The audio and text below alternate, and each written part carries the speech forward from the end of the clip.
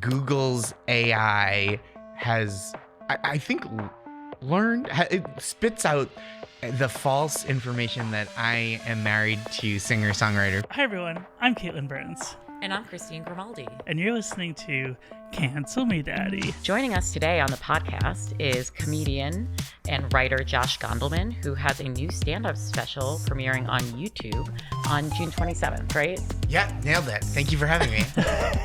Yes. This is perfect. You got all the details that I requested, numbers, words. Yeah, it's our first in-person podcast episode. Oh, it's an honor to be here. Yeah.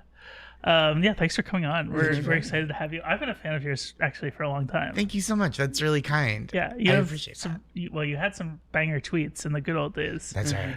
Not so much anymore. I still, okay, maybe this is wrong to admit, and feel free, Daddy, to cancel me. Is I still do lurk a little bit on Twitter, and I don't post, haven't in like a couple months, but occasionally there are a couple of like acquaintances that I don't know how to reach otherwise. So like I still will send a stray DM if I need to get in touch with like a select few people. I have a confession to make. Please. I also lurk on Twitter still. There's a couple of communities that I'm in that didn't migrate to Blue Sky. So like UMass basketball. Oh God, it's such a hopeless fandom.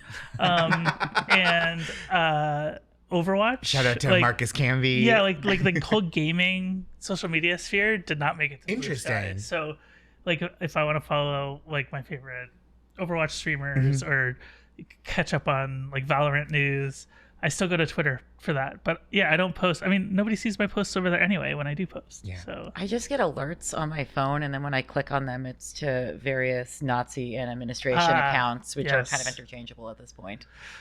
That's nice that they combine those. That way you don't have to look in two different places if you want Nazi news and administration news. Truly.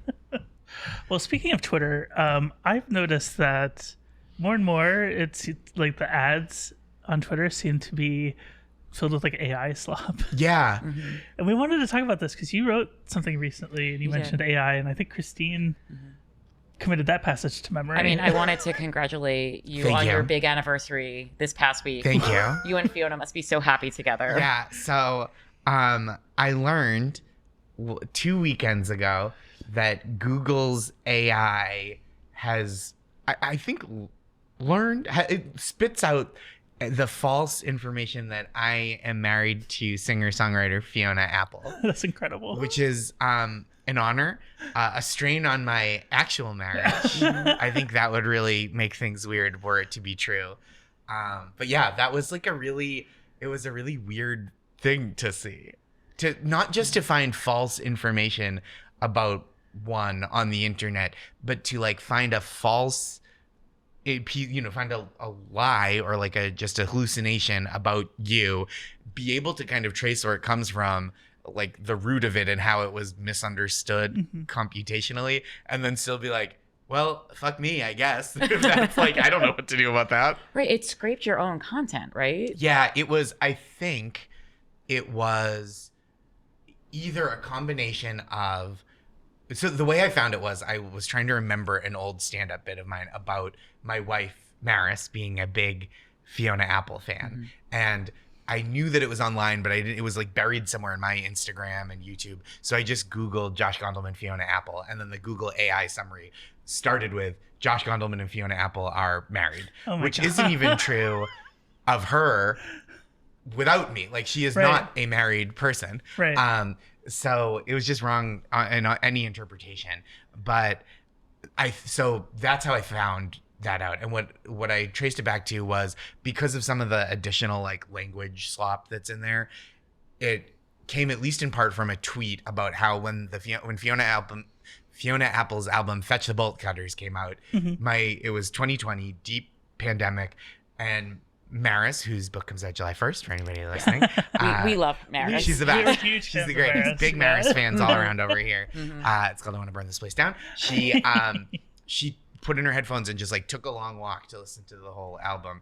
And I had tweeted that like, I hope she doesn't leave forever to join a coven of other Brooklyn women doing the same thing. My God. And so some of that is in there. because there were like album walk was a phrase that came up in the AI summary. And then I don't know if it also scraped the like captions or the sound from the joke itself. But I know that some of it comes from one of the, at least the time in text I mentioned marriage and Fiona Apple and myself. Oh my God. It's kind of wild how like it just jumps to conclusions. Yeah, I mean that's what it does, right? Like in my understanding, I have a limited understanding and unlimited skepticism of like generative AI, and it seems like what it does is like it's like probabilistic language models, right? So it's like it sees what's there and is like, I don't know, probably this. Like these are the words that seem like they go together. I wrote a piece about this a while back for Extra Magazine, and I was playing around with ChatGPT one day. I'm highly like anti AI, although we'll talk about this a little bit later. I have found some uses for AI that aren't necessarily generative. Yeah. But I asked ChatGPT, I'm like, write an essay in the style of Katelyn Burns about trans athletes, which is something that I've written about too many times, to be honest with you. And it came back, it like invented quotes for me. Wow. It didn't write an essay in my style, it quoted me instead. Fascinating. And it was like, Katelyn Burns, wrote an essay and then it cited me as a source, and it said Katelyn Burns, who's a journalist and a trans person, believes that trans people should be able to participate in sports with like no hormones, which I've never once said. Wow. It just invented this whole position for me. And I was like, this is really concerning to me.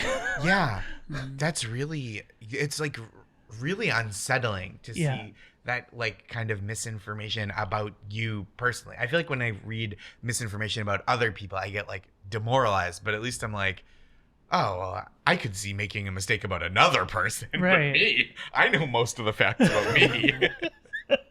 Yeah, so that like really like messed with me. Yeah. And at that point I'm like, this has no use. Yeah. And I'm not smart enough. Again, even my explanation of how it works is like probably deeply flawed. Yeah. But like I'm not smart enough to say that none of this will ever have any use. But what I am smart enough to say is that the way these integrations of large language models are being kind of jammed into everything that we already use when they're so deeply flawed is like really discouraging to me, right? That it's like every single tech company is like, fucking good enough, and you're like, no, it isn't. No. It's like people are, lawyers are citing cases that didn't happen, and Google is inventing a very exciting and glamorous but false celebrity marriage for me to be a part of, and like all this stuff, you see people kind of noodling around with it, and it's saying like, put glue in your pizza or whatever, and so like I can't possibly say, oh, these large language models will never have any practical use, because I'm not imaginative enough, and I don't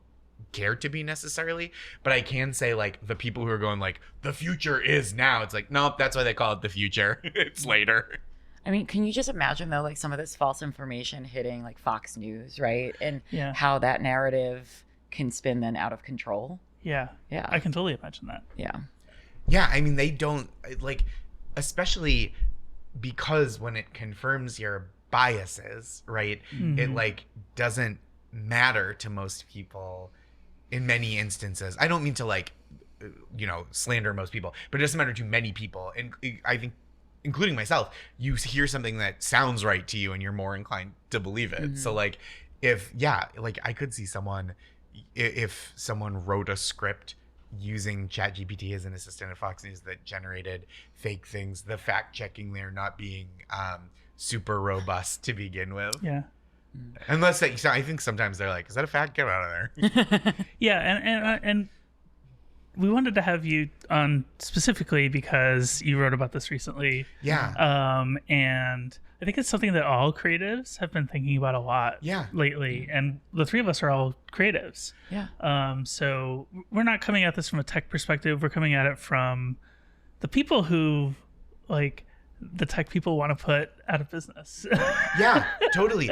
So I think like I'm just a skeptic in terms of like the feel of it, but there's also so much about like, you know, not every, but I think so much of what's being sold to us as like the uses of this technology are like, we're gonna put Hollywood out of business. Yeah. And it's like there's maybe three things about that I really hate. One, that's people's jobs and it's like skilled work that people have trained to do, and the way you get the best work is like to have talented people working independently and collaboratively to innovate and create, right? I think that's really a special, beautiful process that can't at least in the current or near future incarnations, it seems like, be replaced by computers. Yeah. The second thing, and so like it's really screwing over like a lot of people who worked really hard to do this work. The second thing is that like what people are saying is going to replace Hollywood so far is so garbage in comparison to like the real work that people do, right? It's like, oh, they trained whatever program on a bunch of old Coke Christmas commercials and then it made a new worse Coke Christmas commercial. Like that to me is like not, and I'm also a person who looks at that and goes, oh, it's neat that computers can do that. Yeah. But like that doesn't mean that it's good that they did or that that's useful. I'm just kind of like, oh, neat that computers have reached another level, but like stop trying to tell me that like glitchy Santa Claus land. It's like, oh, how did it come up with that? Is it because that's the only thing this has ever been? I was watching a YouTube video the other day. So I mentioned earlier, we just recently launched the podcast on YouTube. Yeah. We've been making this podcast for several years now. And I've been watching YouTube videos to learn how to do YouTube better. And I was watching this one and it was like, the title of the video was, "This is the future of YouTube." And it was all about AI. And they're like, we're going to show you this sequence that was made completely with AI. And isn't it amazing? And the last clip was a crowd of people clapping over their heads. And they were going like this. Yeah. And I'm like, no, this is dog shit. What are you doing? Right. I think there's just this attitude of being impressed that something can be at all, rather than there being any imperative for it to be good. If it's like immediate and shows no cost to the creator other than, of course, the invisible cost of like that they maybe paid for ChatGPT or whatever service, right? The cost that is incurred because a lot of these companies are running at a loss because they don't make enough money for all the computing that they're doing, and the cost of the environment. So it's like, you know, if you can type in like a crowd of people clapping overhead and then you see like a horrible version of that, you're like, oh, interesting. But it's like, that's not a fucking movie. Right. I think what I guess these companies fundamentally misunderstand is that humans are still consuming this media and it's not meeting human taste. Yeah. It's not meeting our standards. Yeah. I mean, I think also though, this is like maybe too conspiratorial, but I think let's go there. Are they replacing us with robots? They're trying to cancel, right? Yes, but right. To me, like releasing this stuff early when it's kind of like a parlor trick is part of what that's doing is lowering people's standards. I think intentionally. I think they're like, look at this, isn't this great? And if you're willing to look at something that just like is bad and be like, yeah, that's amazing, like, you know, like clapping for a kid who did a magic trick when you're like, yeah, the quarter, I see the quarter in your hand, you've got tiny hands right between your fingers, and it's like, oh yeah, great. And like, I think the more we're trained to go like, that's, wow, look at that, like the less quality will demand. Yeah. I think that creative work is just also not seen as skilled labor, right? Like writing is not seen as skilled labor. It's all of these like STEM. Yeah. And that's important. I mean, somebody's got to do the math. But I don't think they see anything other than what makes, like, I don't think they see anything as labor. Or maybe to correct that, I don't think they see value in labor. Oh, yeah. Which is why like the whole premise is built on like training on previously copyrighted stuff without telling anyone that's what they were doing, and then when they got copying, like, well, can't put the toothpaste back in the tube now, or I guess can't strain the stolen toothpaste out of the tube. Like in lowering the standards, I once had a boss. I was telling Kate at breakfast this morning who was a writing professional, but was not very good at her job. And so she used to say that, like, let's say point A ducktailed with point B, and point B would be a mute point, right? Sure. And ducktail. yes, ducktail, like quack quack. And I just think that the worst writer is still better than what AI is producing. Yeah. And I don't mean to ding somebody. This is somebody who, like, her literal job was supposed to be to know how to do this stuff. But it's just wild to see, like, the crappiness of it, and like what you said with the lowering of the standards. Yeah.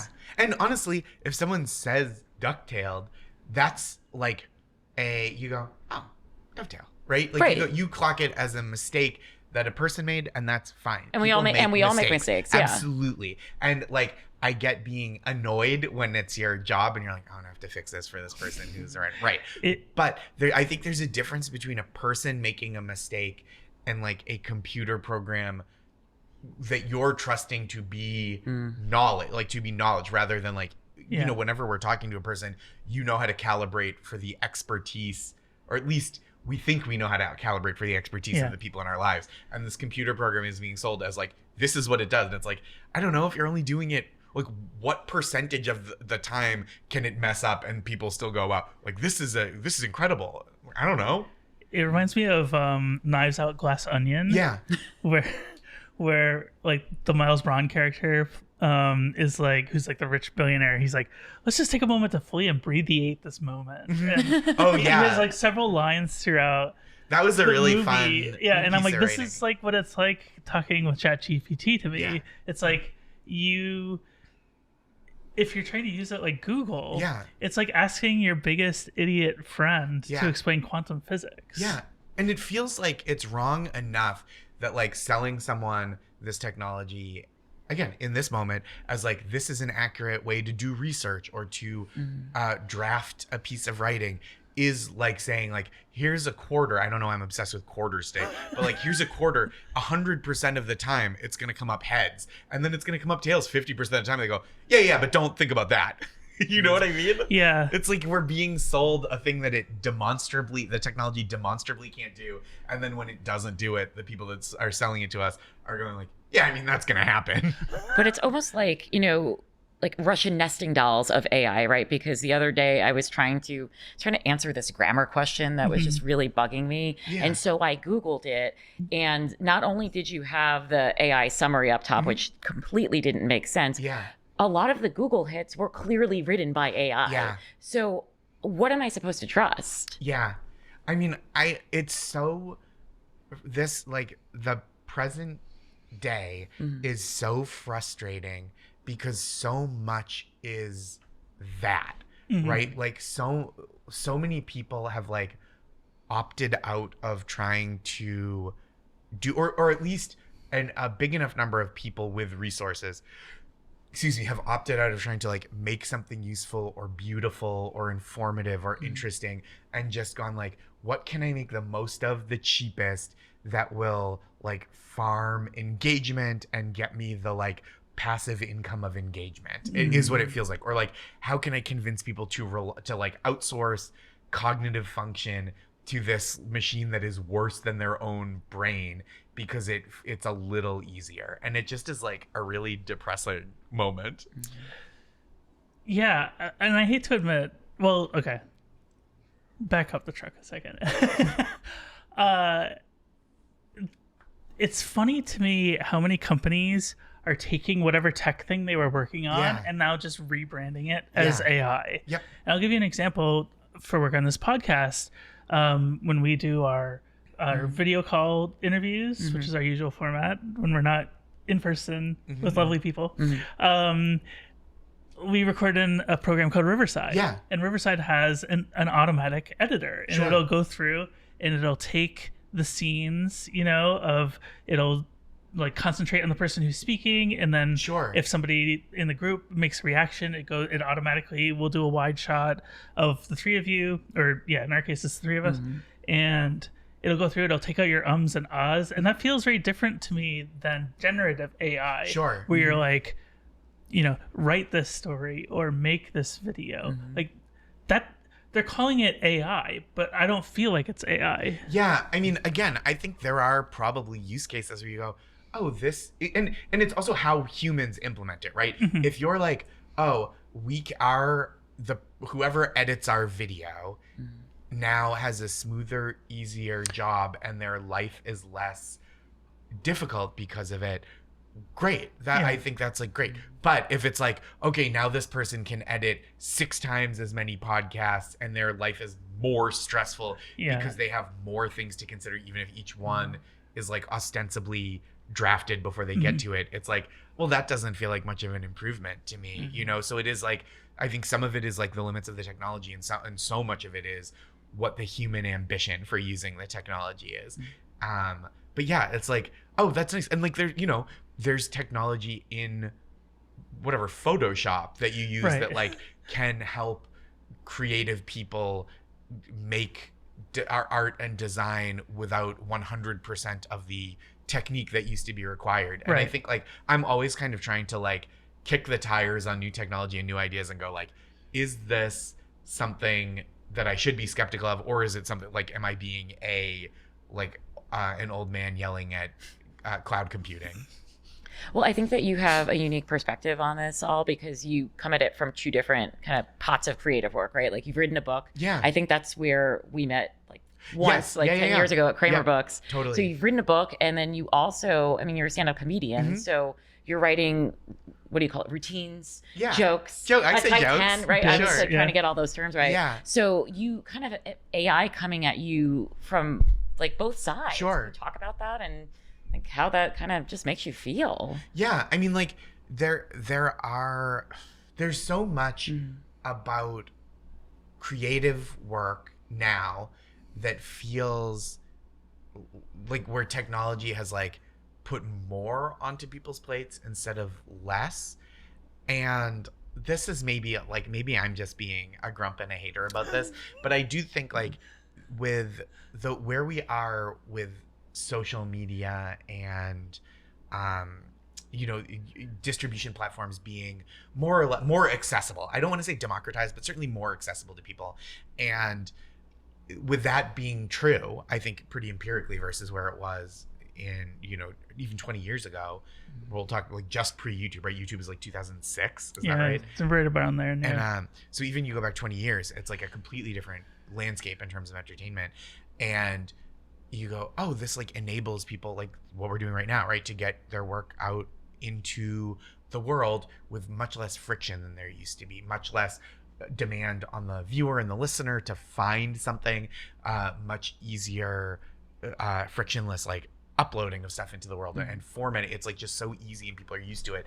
That said, I think there is now like the structures that used to exist for entertainment to like promote and produce are now being fully replaced by like get rich and famous on your own, bankroll stuff on your own, produce stuff on your own, and then we'll take a look at it. And it like feels maybe not fully as like too strong a word, but it feels like there's so much of that too. So it's like instead of just going like I'm gonna write a really great script and try to get funding for it for someone to make it, it's now like, oh, I'm going to write this thing, and then I'm going, because we all have reasonably powered cameras, it's now like incumbent on us to like shoot some of it as a short and then take on the expense of like shopping it to festivals and stuff. And it's like writing used to be its own discrete job, and if you did more than that, you did more than one job. And I think like people kind of look down their nose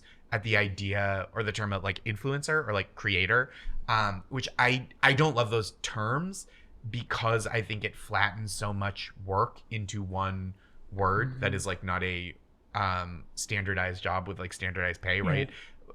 You could be, if you're an independent creator, you could be a cinematographer, an editor, a lighting designer, a performer, a writer, and it's like, oh, that's all one thing now.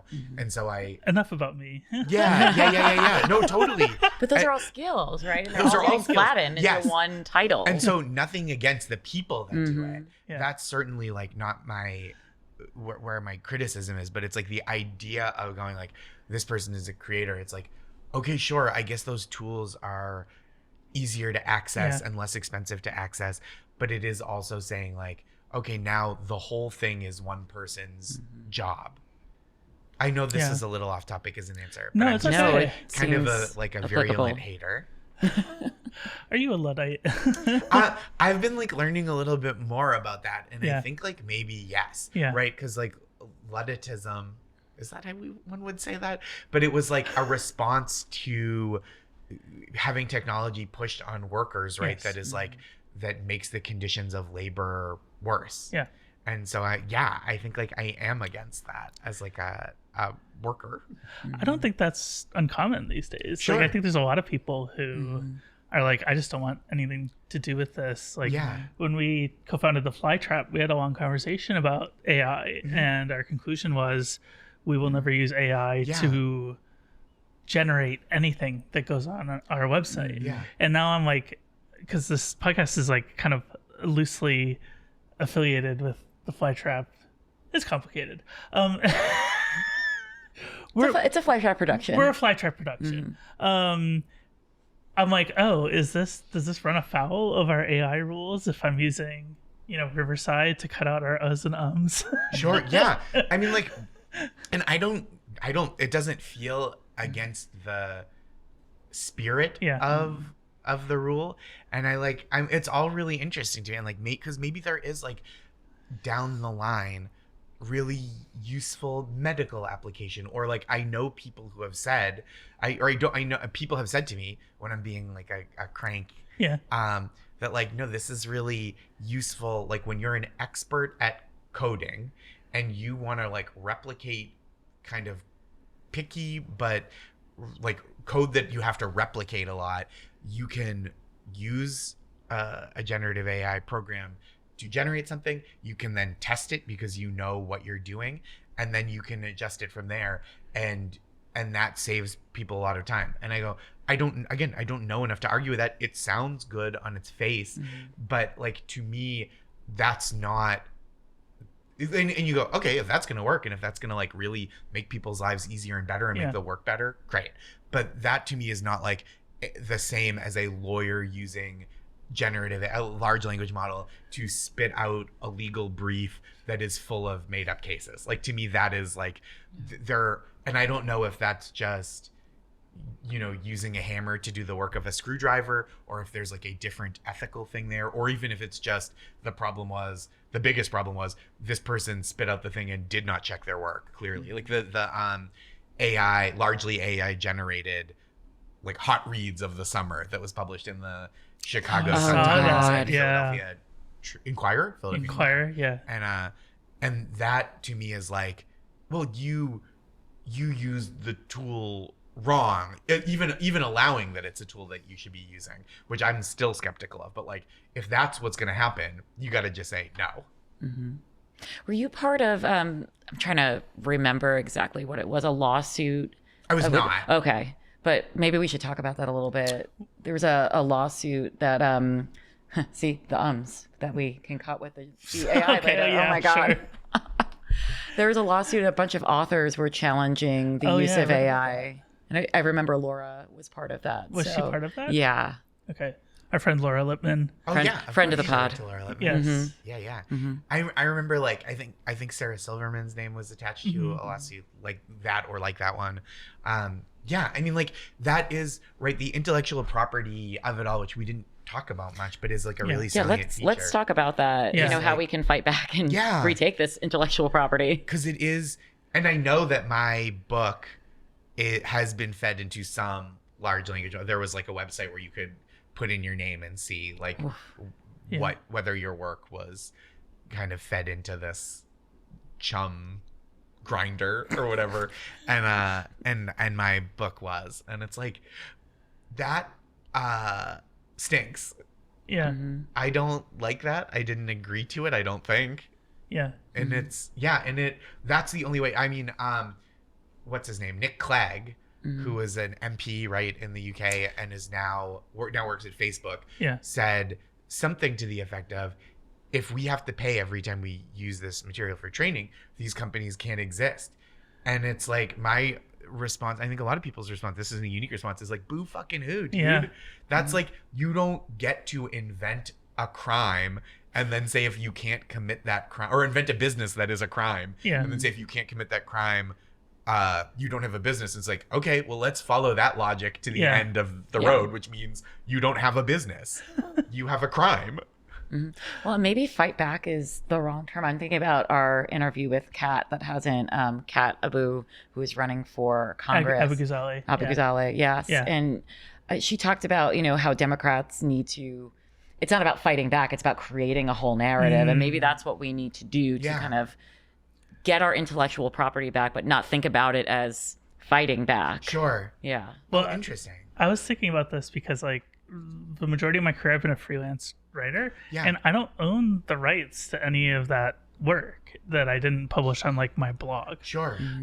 So, like, Vox could one day, and maybe they already have, come out and say we're making a deal with ChatGPT to feed all of our articles into their training, or Vice, or any of the other places that I freelance for. And it's like, oh, I don't own that, and I was paid piddly for it, and now some other corporation is going to use it to help generate millions of dollars. And I think that is like, I don't like that, and I think it's bad, first of all, but it's even more, it feels like this was happening without even the companies that own the rights profiting from it. And it's like, well, that, to me, that's like an additional layer, other than like, they screwed you over. That's bad thing, number one. Yeah. Number two is, if they're screwing over if they can screw over the companies that own these rights, and that then a copyright isn't valuable anymore, right? If what we're saying is like, oh yeah, if you're this kind of company, you can just steal, then it's like, oh, then what is a copyright? Yeah. Like, if I perform on television and get a takedown notice if I post that on my own site, and yet ChatGPT or Sora or whatever can like swallow that whole and use it as training material, it's like, well, why am I a criminal, and this company that is committing large scale financial, but receiving large scale financial benefit from doing this on like a massive whale taking in krill kind of operation? What like, a visual. Why is that okay? I mean, a ChatGPT could never come up with a visual like that. I mean, who knows? Well, yeah, I mean, if YouTube feeds this video into the ChatGPT model, No, don't do it. Don't do it. That's my metaphor. ChatGPT. If I see you talking about krill or even baleen, I'm gonna come for your ass. It's funny. We originally planned this trip to New York because we wanted to see a past guest of our podcast, Gianmarco Ceresi. Oh, sure. But unfortunately, his show was canceled. Oh, that's too bad. So we were going to do that last night, and it was canceled. But he had a YouTube short that I watched the other day, and he loves doing crowd work. Yeah. And somebody who does PR for Google was in his crowd, and specifically, she does PR about the AI stuff that they're doing, and she was talking about how. And we'll put a link to this in the show notes. But she was talking about how they had a major PR incident with Nazi SpongeBob. Like, there's a journalist that went in and managed to create an image of Nazi SpongeBob. Yeah. In my day, if you wanted Nazi SpongeBob, you had to draw it by hand. That's right.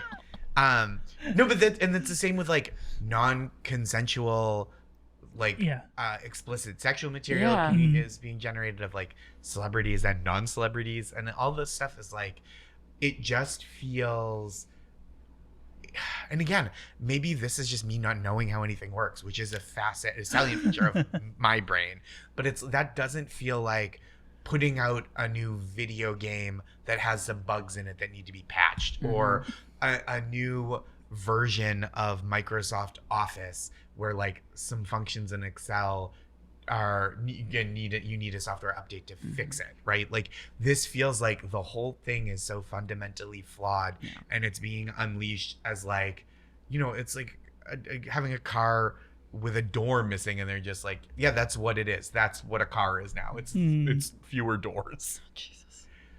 And we're supposed to just accept it.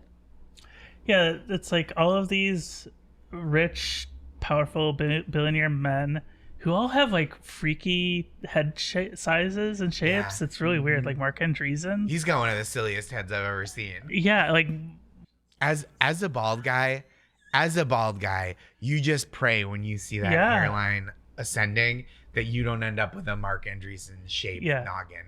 And I don't mean that in a phrenology way. I just mean from a purely aesthetic sensibility. That's not like if you told even children, if you were like got 100 children, like draw a human head, none of them would draw that shape. It would be replicated 0 times. ChatGPT wouldn't draw a head that looks like that unless it's been trained on that specific head. Yeah, and it feels like with the Sam Altmans of the world, like he feels very much like an old school like snake oil salesman to me because he kind of lurches. He tells a great story, but he lurches back and forth to whatever story he needs to tell to make whatever he's selling seem more like palatable. Yeah. And now they're like ChatGPT is doing these like, have you seen this necklace thing that they're doing? Oh, that was an AI generated visual. That's not. God. They didn't even develop the product. They didn't put that out. Someone else was like, it could look like this. Yeah, that's what I've heard. That because he bought this other OpenAI bought this other company that I read this from I think in Ed Zitron's newsletter. That like they bought another company. And they said like it's going to be a device like small enough you can fit in your pocket. It's going to be like a third thing you have on your desktop. Looks at cameras, looks at everything. And then I think someone else was like, "Here's one of the ways it could look as generated by a generative AI." Talk about using the master's tools. It's wild. Like I don't want. It's terrifying to think about. First of all, somebody walking around with a necklace with like potentially AI powered facial recognition software. Because like what if it's one of the YouTube commenters leaving hate comments and that says, oh, this is totally, it feels really dangerous. And I mean, like honestly, what if it's cops? That stinks too. Oh my God. That's who's gonna have it first, right? Well, cops already have a version of that with license plate readers. And it's really scary. Yeah. It's like really potentially very oppressive.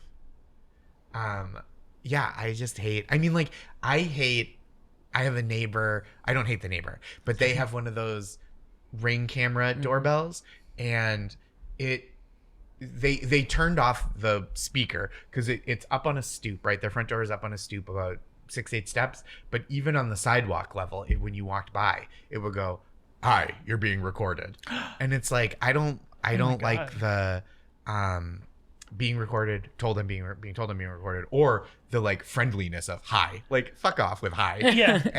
And it's I had posted about this somewhere, and then I got a few people that were delivery drivers going like, oh yeah, I mean, if you think it's bad just walking in front, like I get it all day long when I'm delivering packages. I'm like, oh, that stinks, right? Because like you're being surveilled even though you're doing the opposite of what the surveillance is for. And I know it's like I mean, it's like people will go like, oh, if you're not doing anything wrong. It's like, well, if I'm not doing anything wrong, stop fucking videotaping me. It's like really like I don't think I'm phobic of new technology. It's just that the use cases of so much of this are like surveillance and labor exploitation and environmental catastrophe. And so like I had a conversation at dinner a couple months ago because I'd just been to San Francisco and they have all those Waymo self-driving cars. And I was like, I don't like or trust them, but I will admit a friend of mine that I was having dinner with was like, there will be a point, conceivably, because human error is so dangerous with driving cars, that there will be a point, conceivably, that self-driving cars have less error. And so it's like safer than getting in a car someone else is driving or driving a car yourself. And I go, okay, I'm open to that. Like I'm open to this technology being better than human error, but I don't think with some of these other things, there is a use case that's not just exploitation. Okay, see, I take an opposite view on the self-driving cars. Yeah. Because if I am a pedestrian and I'm going to get run over by a car, I want somebody to sue. Sure. Like, I want somebody that, you know, if I'm well enough, I can get up and I can beat their ass. Yeah, like, you do want to be able to beat someone's ass. Yeah, and there's nothing there with if you get hit by a and car. if you sue one of these companies, you're not getting any money. Well, that's right. You're not getting any money. You're gonna get a $25 class action payout from all the people they hit with cars. Mm-hmm. Exactly. Shit. So it feels. Well, I'm anti-car anyway. Like, my hottest take is I think the automobile is the worst invention in human history. Wow, that's incredible. I understand the anti-car sentiment, and I'm glad to not have one of my own. I was on the War on Cars podcast recently, and I was like, "Oh, this is like a dream come true." Yeah, you're a warrior against cars. Yes, I'm like driving around my small town or like walking around my small town. I'm like, we should have a trolley system here. Yeah, that would be sick. That would be. So and then picture you research and you found out that there was an extensive trolley system in my town in the 1930s, and they ripped it out. Like, so I read recently, I think it might have been a like depths of Wikipedia post. Shout out to Annie. That was like the auto manufacturers getting rid of streetcar systems for the sake of selling more buses. And it's like, I didn't even know it goes all the way up to buses. Like I didn't know that was part of it. Which is kind of the Who Framed Roger Rabbit, right? Of like that's listed in the article, but like that's the plot of the movie, right? Is they're trying to undo public transportation. Back when I was in Maine, there was a trolley museum in like the next town over, and if you take a tour, they'll tell you all about like the history of streetcars. And they one of the things that they say, and I don't know if this is true, but the trolley museum says it, so it must be true. Yeah, I trust them more than I trust ChatGPT to tell me. I do too. And they said that you could take a local trolley nonstop between Washington D.C. and Bangor, Maine. Wow. At the height of the trolley so system. Far. Yeah. And I'm like, I want that back. Yeah. I wonder if it's faster than Amtrak today. It has to be. Yeah. Yeah. It is. I mean, those like transfers to northern New England are tough. It's miserable. Yeah. Yeah. I'm always, every time I have to go, I go pretty regularly to Burlington, Vermont. There's a really wonderful. Oh, you ride the comedy club Vermonter. there. I end up flying because it's like a 40-minute flight or like 50-minute flight, and it is like 6 to 8 hours on the train, and that is past the tipping point for me. Especially if I'm like, oh, I can't. You know, the train will get in at 5 p.m. and the shows are at 7. If there's any delays, then I'm just like up a creek. Yeah. Yeah. But that 6 hours is kind of the tipping point for me on plane versus train. Yeah, I used to, when I lived in DC and I'd visit my kids back in New England, I used to fly. But if I was coming to New York, I would take the train. Yeah, same. That's I'm taking the train to DC this weekend. I'm really, I love it. Yeah. And I almost always do it up to Boston, unless like a couple Thanksgivings ago, the train was so expensive. Excuse me, that it makes more sense to fly. Because I feel like the variance in train ticket prices, we're way off course now, but I feel like the variance in Amtrak prices is like, oh, I can get from New York to Boston for like $59 if I'm on point with scheduling, and then at the height it's like $470, whereas a plane is like a couple hundred probably. All right, Josh, final thoughts. Please. Anything that maybe came to mind when we were talking, or like, do you have final thoughts on AI for our viewers and listeners? Sure. I don't want to be obstinate for the sake of being a hater. I hate the idea, and again, more hatering.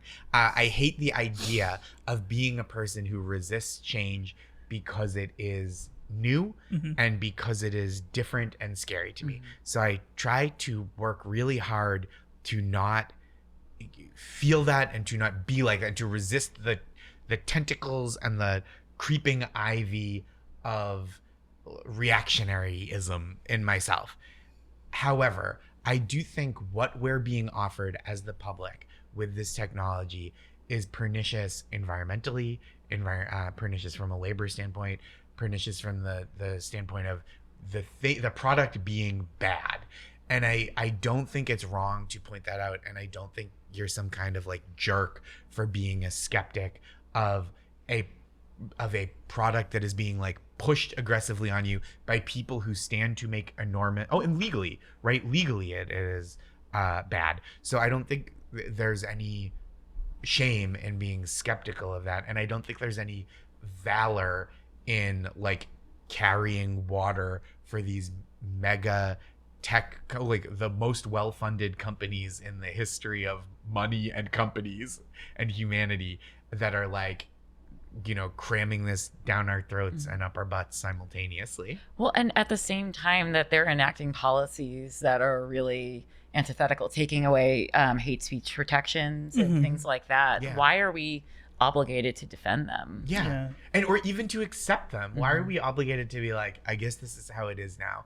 And like, I don't think you have to feel like a dinosaur for going like, if I have an email that's 3 sentences, I would rather write my 3-sentence email than give ChatGPT a 1.5 sentence prompt to write it less personally. Like that, like the time you're saving on that is like the fear of not saying something optimally is like, should not outweigh the fact that the computer will get it wrong as easily as you will. And that it's like, just do the thing. Like I do think there is value in learning how to do some things. Yeah. And like once you know how to do a thing, you can do it, or you can figure out what shortcuts feel ethical to you. But if like just do the thing, write your fucking emails. Well, thank you. Pay an artist to draw not Nazi SpongeBob, but pay an artist to draw, I don't know, horny SpongeBob. I think that's horny fine. SpongeBob is always a banger. He's not a child, right? He has a job. It's slightly creepy. I will say that. Yeah. I thought SpongeBob was of age. I think he's of age, but also it's like a show designed for children. Oh God. Yeah. Sure, but like Mr. Rogers fucked, you know? Are we sure about that? Yeah. Not on the show. Okay. Wait. Okay. I know we're like bumping up against the time. Have you seen the theory that at the end of Avengers Endgame, I just saw that movie for the first time. Captain America went back in time and became Mr. Rogers? Oh, interesting. Because his last name is Rogers. Sure. Yeah. Wow, I did not know that. That's a deep cut. That's very funny. Yeah. It didn't occur. I just saw that movie like 2 weeks ago for the first time. Yeah. Josh, thank you so much for joining us. Thank you for having me. This is a real treat. How can the folks watching / listening keep up with your work? Sure. And where can they find your YouTube special specifically? Yeah, so it's going to be on the website or the YouTube page for Blonde Medicine, which is the record label I work with. They're wonderful. I love them. And that premieres 8 p.m. Eastern on June 27th. I'm really excited. It's called Positive Reinforcement. I like it's a really great team. The director, Chris Warner, is an old friend who's really great, and Blonde Medicine and Moxie Pictures. It was just like really a joy to work on. I'm so glad it's going to be out in the world. And I have a newsletter, joshgondelman.substack.com, until I probably move it eventually, called That's Marvelous. It's free every Monday. And it contains tour dates. joshgondelman.com too, at Josh Gondelman on Blue Sky and Instagram and TikTok. And like, you know, it's just my name wherever you go to find things. I'll probably be there, except for Twitter, where, as we established, I'm just looking. Thank you very much. Thank you. Hey, Christine, we are back in our usual haunts. Back online, no longer in person. Really sad. We did have a great episode IRL of Christine and Kate Take New York City. I still can't believe we're calling it that. I was a so lot excited of fun. to It was see really you. good to see you. It was great to see you. I thought the interview with Josh was really interesting. But the reason we're back, actually, is I wanted to announce that we have a Patreon exclusive live stream next Tuesday, June 24th at 7 p.m. Eastern Time. And this is open to anybody who is a member of our Patreon at the $5 above level. And also, I wanted to remind people we recently moved access to our Discord to the $3 tier. So you get to chat with us and some really cool listeners of Cancel Me Daddy. Yeah, I'm really looking forward to interacting with our listeners for that episode. And then we'll post the link afterwards, so anybody that can't make it to the live show can watch it back later. But if you want access to that, go to patreon.com/cancelmedaddy. And we hope you'll join us there. And if you made it this far in the video, please give us a like and a subscribe, and maybe leave a comment if you liked what you saw. Last episode, we had a really interesting conversation with former journalist and influencer turned congressional candidate Kat Abu-Ghazaleh, which you should be able to